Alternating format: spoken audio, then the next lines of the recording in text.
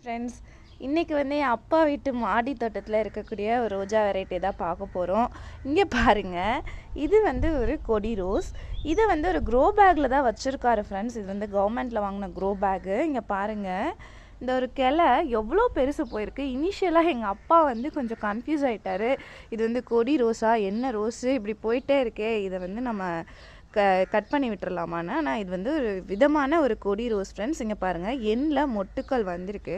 அங்கே ஒரு பிரான்ச் இருக்குது, அதுலேயுமே வந்து மொட்டுக்கள் வந்திருக்கு. அண்ட் இங்கே கூட பாருங்கள், இன் பிட்வீனில் நிறைய மொட்டுக்கள் வந்திருக்கு. இது வந்து ஐ திங்க்ஸ் ஒரு ஆரஞ்சிஷ் ரெட் மாதிரியான ஒரு பிளான்ட் இங்கேருந்து தான் வந்திருக்குது.